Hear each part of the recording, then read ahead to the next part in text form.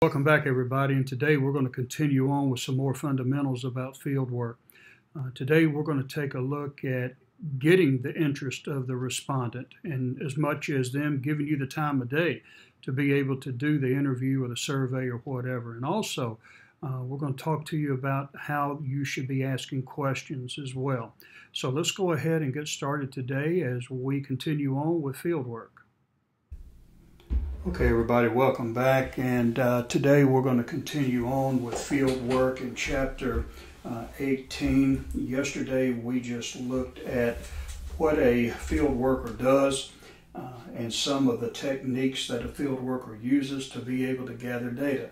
And again, keep in mind, the whole focus of all of this is so that businesses can do research on whatever product or service they offer to find out, what the demand is, what the concerns are, and so forth. So this is an important aspect of business research, even though we may not consider it a very lofty type of endeavor. It's necessary. So today we're going to take a look at some of the techniques that a field worker will use to be able to gather that data. Now, how do you get the person to participate? Again, there are all types of strategies that you can incorporate. The book talks about a few of them, but believe me, they're not all inclusive. The book isn't. So there are other various ways of being able to engage the respondent, but because of time and brevity and all of that, the textbook gives you some of the most popular. Now, as you see here in the slide, you have two techniques of gaining compliance from the respondent. You have the foot in the door compliance technique. Compliance with a large or difficult task is induced by first obtaining the respondent's compliance with a smaller request. Now again, yesterday I gave you an example of recruiting and some of the techniques that I would use to be able to get an interview and to be able to take the person from one step to the next. So here is our way of the foot in the door compliance technique. I wouldn't start whenever I would make initial contact with an individual and I was trying to recruit that person. I would get on the phone and say, "Johnny, I want you to join the Navy. Are you ready?" That's insurmountable. That's something that is going to be overwhelming for that person at first. So to get that person to the final commitment stage, I would ask for little things along the way. First, it would be the phone interview, and then the phone interview would turn into, hopefully, the interview, and where I would go and sit with the person. And I would tell the person, if everything went okay and they were apprehensive, I said, "Johnny, let's do this. Let's just see if you're qualified to join the military. Why don't you schedule with me Tuesday evening, come down and take the military test, and then we'll see what happens." So you give them little things, and then after they take the test, then we would schedule them, well, let's see if you're physically qualified. And then little by little by little, you're getting the person more involved and more committed to the process, and ultimately they will join. So this is what you're doing here. You're giving them little things. "Sir, could I just, at first, just get your information, your demographics, your age and so forth." And then you might want to ask them to do something more in depth or more detailed. For instance, you might want to schedule a time when, after you've gotten small things done, then schedule a time to come in and take a survey or whatever. So that would be the foot in the door compliance technique. You just want to get your foot in the door with that individual and be able to build them up to bigger and greater commitments. Now, the door in the face compliance. I haven't used this before, but it's simple. Instead of asking Mr. Smith to just give you some basic demographic and then information and then scheduling a time to come in, you would come and offer first the big demand or the big need. Mr. Smith, we need you to come with me and take a 30-minute survey. Would you be willing to do that? Well, no. I mean, who would want to do that, especially if I'm at the mall or if I'm shopping or whatever? I don't have that time to devote. So chances are I'm not going to do something like that. And you go, as a follow-up to this door-in-the-face compliance technique, you would say, well, Mr. Smith, don't worry about that right now. Could I get at least some demographic information from you? So you're hitting him with a big thing that he can't really or feel comfortable with doing, to offering him something small that he can comply with. And folks, this happens all the time in sales. If you watch television, you see where, or if you've had some door, and I've done it too when I was selling different things as a door-to-door salesman, really is what we were. You would come out with an enormous price. I used to sell vacuum cleaners, very expensive vacuum cleaners. And I would, after my presentation, I would go in and I would talk to the individual and give them a demonstration of the vacuum cleaner and all of that. And then I would hit them with a big payment. This vacuum cleaner is $2,000. And, we're not going to offer that to you for $2,000.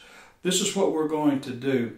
We're going to give you this vacuum cleaner, and we're going to let you have this vacuum cleaner with a month's supply of cleaning solution and so forth, and that in all would be worth $1,800. But we're not going to do that. We're going to go ahead and let you have this vacuum cleaner, and we're going to give you a year's supply of solution and cleaning material, and we're going to give all this to you for $1,200. Now, isn't that a deal? So you go from something that is out there to something that is more manageable. You see it on television. Act today, and we will give this product to you for $19.95. This product is worth $100, but we're not going to charge you $100. We're not going to charge you $50. We're going to include this and this and this, and we're going to give it all to you for the low price of $19.95. Now, you can deal with that. So you're taking a person from a very big demand that puts them on their guard to putting them at ease by telling them, you're not going to have to do that. Let's try something smaller. And chances are they will conform to that, or they will comply with that. So just different sales techniques that these people are using, as well as the interviewers and so forth. So that's the foot in the door compliance.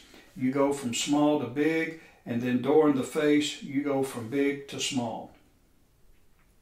Now, asking questions. The major rules for asking questions. Now, once you've got them, what do you do? Well, you want to make sure with the time that you have, you use it judiciously, that you use it effectively, and these are some of the suggestions in how to ask questions. Ask questions exactly as they are worded in the questionnaire, and really you need to read from a script. It's just like hiring a person or interviewing a person for a job. You want to make sure everybody is asked the same question. You don't want to embellish a question. You don't want to modify the question. Listen, if the company tells you this is what we want you to ask, exactly how you're to ask it, then that's what you're to do. That's what you're getting paid to do. Because if you don't, your research could be biased or it could be contaminated. Read each question very carefully and clearly to make sure they understand it.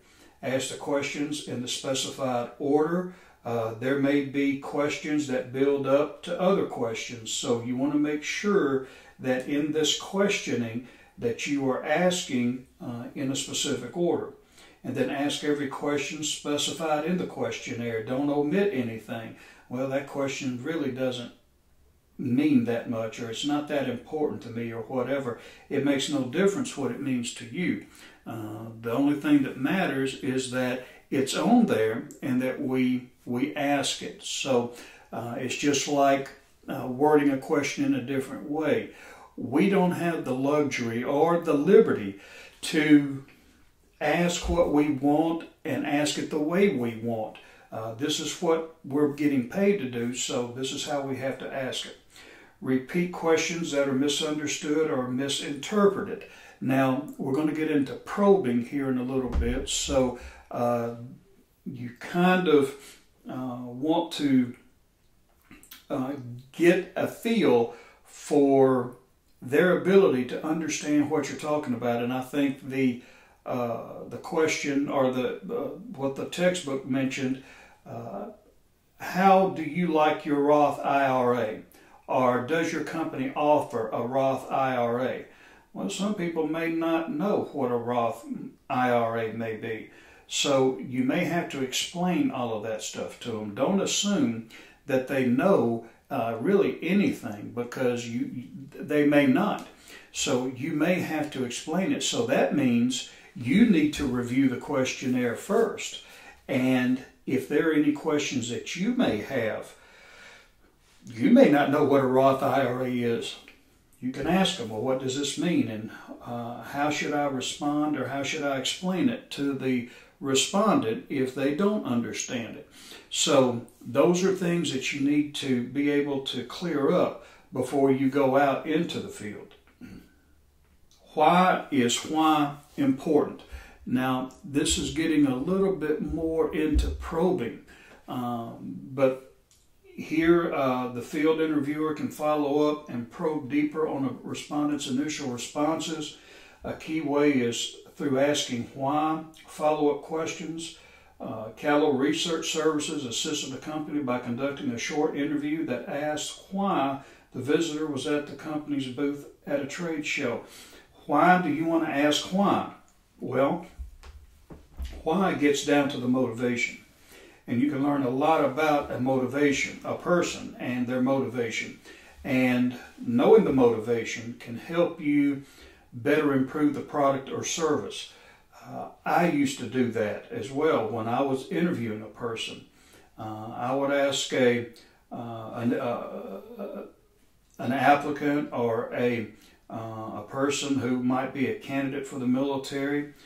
I would ask them, Johnny, what's most important to you right now? What is it that you're wanting to accomplish? And let's say they may respond, well, I want to go to college. And I would ask, why is college so important? And then I would just sit back and listen to them talk. Now, what I'm doing now, I really didn't care what their motivation was. I was trying to get them to open up so that I could find out what their real motivation was. You see, college was just a platform or a step in getting what they really wanted ultimately. And for instance, I had one individual who told me, well, I want to go to college because my family never graduated from high school. And I want to be able to make them proud. And I want to have what my family members did not obtain, and that's a college education. So I would repeat what they say. So you want to do something that your parents never did or your family never did, and that will give you a sense of accomplishment or a sense of pride. Is that correct? And I would always ask them those things to make sure that I had the appropriate type of motivation that they were seeking. Because if you miss it, then you're not going to be able to get anywhere with them. They're not going to buy, and they're not going to really respond in the way that you want them to. So once they affirm that, yeah, I want a sense of pride. then I would say, well, Johnny, you can have that sense of pride with the military's assistance, and we can help you with this and go to college, and how's that going to make you feel? So when you get that college education, and then you get to the emotional part of it, so asking why, you're really not looking at the superficial. We know, as in this case, they're at a company booth at a trade show, and that may be, I don't know what hair is, it may be sporting goods or something. So let's say it's sporting goods. Why is this company, why are you at this trade show? Well, we're big into sports and this, that, and the other. Well, you've just learned a lot about this consumer. They're big into sports. What type of sports? Indoor sports, outdoor sports, whatever. And for a company that is looking to maybe open up a sporting goods store, that's going to give them a lot of good information that they're going to need. So being able to ask why, and these are probing questions, by the way, which is what we're going to look at here in the next slide. Now, probing, again, is going deeper than just getting the superficial answers that we oftentimes just get from a survey without giving it a second thought or without going deeper.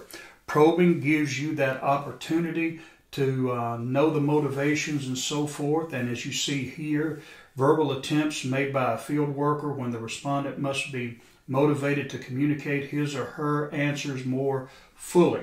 So probing is going deeper.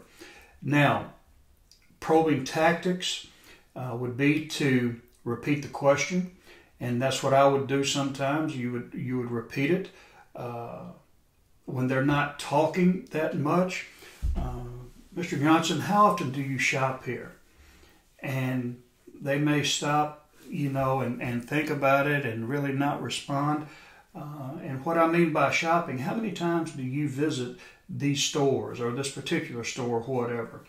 Using a silent probe, repeating the respondent's reply, asking a neutral question. How does that make you feel?